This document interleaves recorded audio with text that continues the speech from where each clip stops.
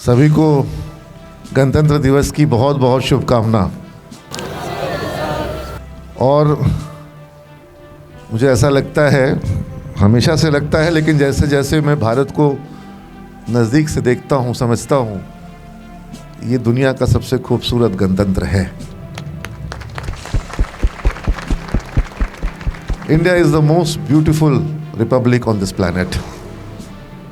अभी मैंने ये तो नहीं कह सकता कि अपनी आँखों से मैंने इस दुनिया को देखा है, लेकिन जितना दुनिया के बारे में पढ़ता हूँ, समझता हूँ और फिर भारत को देखता हूँ, हम अपनी सारी खूबियों और सारी कमियों के साथ भी आज भी गणतंत्र की जो असलियत है या गणतंत्र की जो विशेषताएं हैं उसको चरितार्थ करने में समर्थ है। और हमारी विविधता, हमारे अंदर जो वो कहते हैं ना, जो जब अंग्रेज़ों ने भारत को आज़ादी दी थी, तब ये हमने आज़ादी उनसे जब ली थी, तब उन्होंने ये भविष्यवाणी अनेक अवसरों पर किया कि ये लोग आपस में लड़ करके ख़त्म हो जाएंगे, ये देश 10 साल भी स्वतंत्र रूप से एग्जिस्ट नहीं कर पाएगा, नहीं रह पाएगा, ये लोग आपस में मर कट के ख़त्म हो जाएंगे। उनकी भविष्यवाणी गलत साबित हुई। हमारे अंदर विविधता है, हमारे अंदर भेदभाव है, हमारे अंदर अलग अलग तरह की मान्यताएं, अलग अलग तरह के धर्म और अलग तरह की संस्कृति, अलग तरह के रिवाज, रीति रिवाज, सब कुछ है। बट उन सब के बावजूद हमारे अंदर कहीं ना कहीं एक भारतीयता है, और वो भारतीयता जो है वो बनाए रखना होगा। हम बाद में बिहारी होंगे, हम बाद में हिंदू होंगे, हम बाद में मुसलमान होंगे, हम बाद में किसी जाति के होंगे, हम सबसे पहले क्या होंगे? भारतीय होंगे, है ना? Be a proud Indian. और भारत किनका है? मैं अभी रास्ते में आ रहा था, कुछ मुझे लगता है ग्रामीण होंगे, और वो ग्रामीण हो सकता है आर्थिक रूप से देश के विकास में बहुत कंट्रीब्यूट करते हैं, नहीं करते हैं, उस पर मैं टीका टिप्पणी क्या करूं। लेकिन मुझे ऐसा लगता है कि इस देश को सबका हक है, और सबका, यहाँ राजीव नगर मोड़ पे कई सारे मजदूर काम की तलाश में सुबह में आते हैं, तो वो भी तो भारत को बनाते हैं। जब वो भवनों को बनाते हैं, ऊंची ऊंची तालिकाओं में वो काम करते हैं, तो भारत बनता है कि नहीं बनता है? तो उनका भी खून और पसीना लगा है इस देश को बनाने में। सबका योगदान है, ये देश सबका है, ये देश हर उस इंसान का है, व्यक्ति का है, जो किसी भी रूप में, मैं तो कहूँगा गांधी जी ने जिनके लिए कहा था कि समाज के विकास के मापदंडों में जो व्यक्ति सबसे दूर खड़ा है, जिसका जो विकास से सबसे दूर है, जो ज्ञान से, तकनीक से, सुविधाओं से, नागरिक सुविधाओं से, नागरिक अधिकारों से सबसे ज़्यादा वंचित है, सबसे ज़्यादा उसका है ये देश। जो सड़क किनारे किसी सरकारी ज़मीन पर झोपड़ी बना करके रह रहे हैं, अपने जीवन यापन के लिए जंगलों पे आश्रित हैं, उनका भी है ये देश। लेकिन ये देश सबल बने, इसके लिए नई पीढ़ी को जिम्मा अपने हाथों में लेना होगा, ताकि हम सब अगर एक परिवार हैं, एक घर हैं, तो घर में कोई अधिक कमा रहा है, कोई कम कमा रहा है, लेकिन घर में सब लोग सुखी संपन्न रहें, इसके लिए कुछ लोग आगे बढ़ते हैं। सुन दो, तुमको उन कुछ लोगों में बनना है जो इस देश को आगे ले जाने में अपना ज़्यादा योगदान देंगे,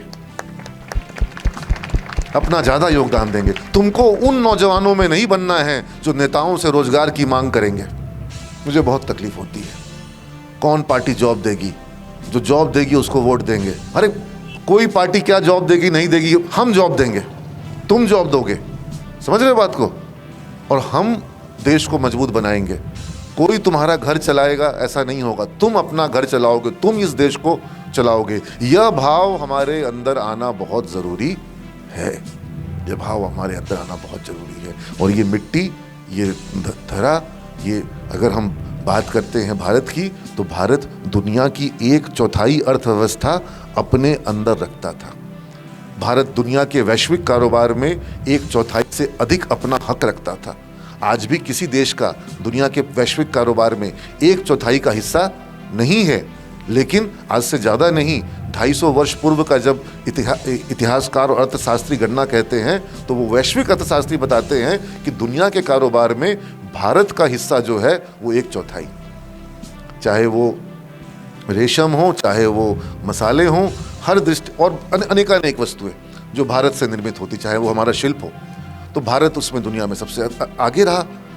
आज अगर थोड़ा पीछे हुआ है, तो अब वो अवसर आया है कि भारत पुनः आगे बढ़ रहा है, अपना योगदान दे रहा है। भारतीय अपनी प्रतिभा के साथ पूरे विश्व में चमत्कृत हो रहे हैं और पूरे विश्व को अपनी प्रतिभा का लोहा मनवा रहे हैं। तो यहाँ पर मैं हमेशा नई पीढ़ी को एक ही बात कहता हूँ कि हम लाए हैं तूफान से कश्ती निकाल के, इस देश को रखना मेरे बच्चों संभाल के। और जो भविष्यवाणी हम पे 200 साल शासन करने के बाद किसी ने करी कि ये लोग आपस में मर कट के समाप्त हो जाएंगे, उनकी वो भविष्यवाणी कभी भविष्य में भी सत्य नहीं हो जाए। और उसका एकमात्र रास्ता है कि हर भारतीय में दूसरे भारतीय के प्रति परिवार का भाव हो कि जब ये भारत का है तो ये मेरा क्या है, परिवार है।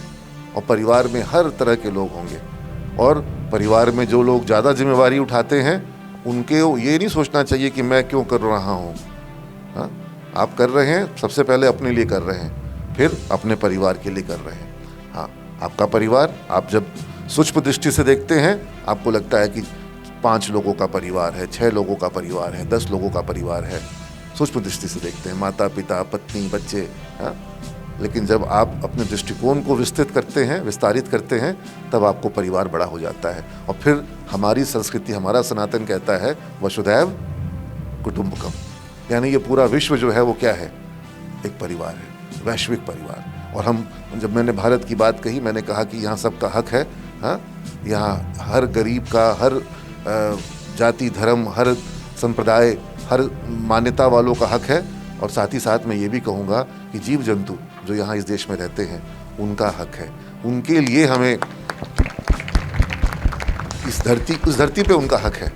हाँ, और हम उनके हकों का जो है, या जो हमारी जो वृक्ष है, जो हमारे जंगल हैं, ये धरती उनकी है। हम उनकी धरती को उनसे छीन लें, हाँ, इसका अधिकार हमें ईश्वर ने नहीं दिया है। तो ये सबके हक को मानते हुए अपना स्थान को बनाना, दूसरे के स्थान में अपना हिस्सा लेने की प्रवृत्ति से बचना, हाँ, ये है हमारी असली ताकत, है ना। एक विस्तारवादी सोच होती है कि हमें फैल जाना है, और एक दूसरी सोच होती है कि सबको स्थान देना है। तो तुम्हारी सोच क्या है? सबको स्थान ले देना है, सबको सबके साथ चलना है, सबका हिस्सा है, सबका हक है, और सबके साथ हमारा सामंजस्य है ना। यही तो हमारे एग्जिस्टेंस का बहुत बड़ा कारण है। हाँ? सबके लिए स्वागत है। लेकिन इसी बीच हमें अपनी ताकत बनानी है। विश्व पटल पर आज एक बहुत बड़ा अवसर है।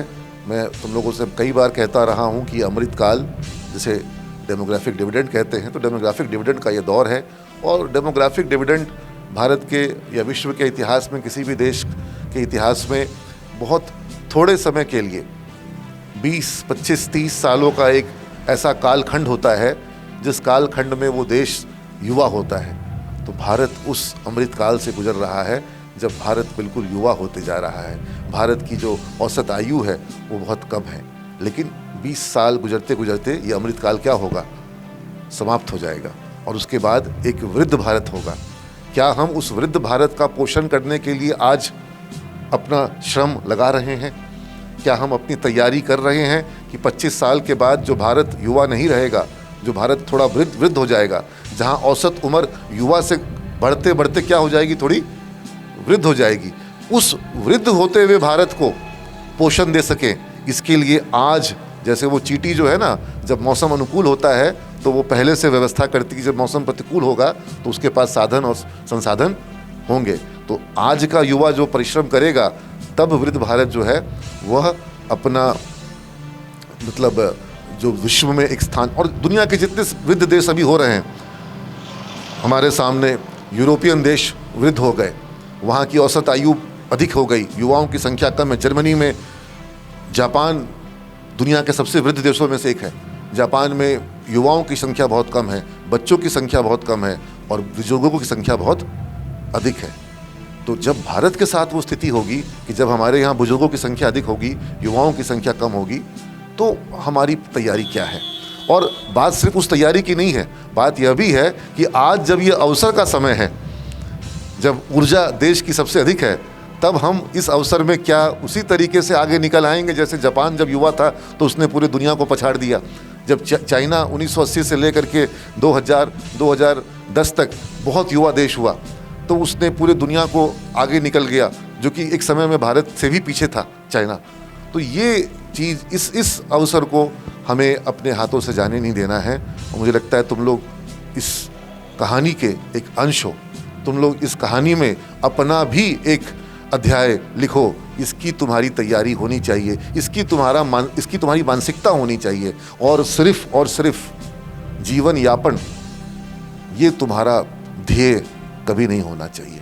जीवन यापन तो जीव जंतु भी करते हैं। जीवन यापन के लिए तुम अपना संकल्प ना बनाओ, तुम अपनी मनस्थिति, मानसिक स्थिति जीवन यापन के लिए तैयार नहीं करो। जीवन तो आए हो तो जीवन यापन तो होगा ही, होगा कि नहीं होगा। तुम्हारा जीवन योगदान पूर्ण जीवन होना चाहिए। योगदान पूर्ण जीवन के लिए तुम्हारी मनस्थिति होनी चाहिए कि कंट्रीब्यूट करना है। संकल्प शक्ति इस तरह से मजबूत होनी चाहिए कि तुम्हें इस देश में अपना एक महत्वपूर्ण योगदान देना है। और सोचने में भी सामर्थ्य लगता है, लेकिन तुमको ऐसा सोचना चाहिए, संकल्प बड़ा रखना चाहिए और अपने आप पर भरोसा रखना चाहिए। जब अपने आप पर भरोसा नहीं होता है तब बड़ा संकल्प नहीं हो पाता है। तो ये तुमको, और हमेशा अगर तुमको लगता है कि तुम घोषित कर सकते हो तो घोषित करो, अगर लगता है घोषित नहीं कर सकते हो तो मन में स्वघोषित करो, लेकिन इस संकल्प को लो कि तुम्हें एक योगदानपूर्ण जीवन, तुम्हें ऐश्वर्यपूर्ण जीवन जीना है, विलासितापूर्ण जीवन जीना है। ऐसा मैं तुमसे आग्रह नहीं कर रहा हूँ, मैं इसके खिलाफ भी नहीं। अगर तुम अपने जीवन में अपने पराक्रम से, अपने परिश्रम से, अपने शौर्य से और अपने मेहनत से तुम एक पराक्रमपूर्ण, एक शौर्यपूर्ण, एक विलासितापूर्ण जीवन जी सकते हो, तुम्हारे पास बड़ी गाड़ियाँ हो सकती है, मुझे नहीं लगता कि इसमें तुम्हारी इच्छा अगर है तो उसमें कोई बुराई है। लेकिन वो सब के साथ में अगर तुम एक योगदानपूर्ण जीवन जीते हो तो तुम्हारा जीवन जो है वो सार्थक है। और अगर योगदानपूर्ण जीवन नहीं है, स्वार्थपूर्ण जीवन है, तो फिर वो जीवन व्यर्थ है। जो सिर्फ अपने लिए सोचेगा, मुझे लगता है कि ऐसी सोच जो है वो बहुत दूर तक जा भी नहीं पाती है। अधिकांश ऐसी सोच जो होती है वो बहुत कुछ कर पाए, हासिल कर पाए, ऐसा हो नहीं पाता है। जैसे ही सोच विस्तृत होती है, बहुत संभावनाएं जागृत हो जाती हैं। तो यही मेरा तुम लोगों से आज के लिए आग्रह है कि एक योगदानपूर्ण जीवन के लिए तुम अपनी संकल्प शक्ति को मजबूत बनाओ और यह मत सोचो कि मैं अकेला क्या कर पाऊंगा और इतने हज़ारों, लाखों, करोड़ों, अरबों लोग हैं, इसमें मैं क्या कर पाऊंगा। तुम जो कर सकते हो वो तुम्हारा एक बिल्कुल यूनिक कंट्रीब्यूशन होगा, वो तुम्हारा बिल्कुल एक अनोखा योगदान होगा। और अगर तुमने जो भी योगदान दिया वो अपने आप में सार्थक होगा। हाँ, तुम्हें अपनी दृष्टि को व्यापक और विस्तृत बनाना होगा। तो यही मेरे आज तुम लोगों के लिए आग्रह है, इसको तुम लोग अपने ध्यान में रखोगे। सुबह हम लोग लगभग 20 मिनट तक गणतंत्र दिवस के वहाँ गांधी मैदान में जहाँ रहते हैं तो वहाँ विलम्ब हुआ, मुझे लगता है इसके कारण तुम लोगों को, लेकिन वहाँ की व्यवस्था में हम लोग वहाँ से निकल नहीं पा रहे थे और यहाँ हमने पोदार सर को कहा कि तब तक तुम लोगों से वो बातचीत करेंगे। हमको ये भी बताया गया कि संख्या कम है। हाँ हाँ हाँ, चलो, लेकिन जो बच्चे आज आए हैं एक बार ज़ोरदार अपने लिए तालियां बजाओ। तुम लोग देश के लिए आए हो, फ्लैग के लिए आए हो, है ना, फ्लैग होस्टिंग के लिए आए हो। ये तुम्हारी खासियत है। ये देख करके, और ये तुमको बाकियों से अलग बनाता है, बाकियों से तुम्हें थोड़ा बेहतर बनाता है ना? तो ये बढ़िया है। Thank you so much sir. और ये बहुत ही पावन अवसर है, जैसा कि सर ने कहा कि जीवन में एक संकल्प लो सभी लोग। और मैं तो इस सेल्फी और इंस्टा के ज़माने में कहूँगा कि आज इस झंडे के नीचे कॉलेज के सामने खड़े होकर सब लोग अपना अपना सेल्फी लेना और अपने सोशल मीडिया पोस्ट पे अपना संकल्प जरूर पोस्ट करना कि सर के आह्वान पर मैंने जीवन में क्या चुनौती ली है और मेरा इस कंट्रीब्यूशन इस देश में क्या कंट्रीब्यूशन होगा। Thank you so much sir. एक बार जोरदार तालियां सर के लिए।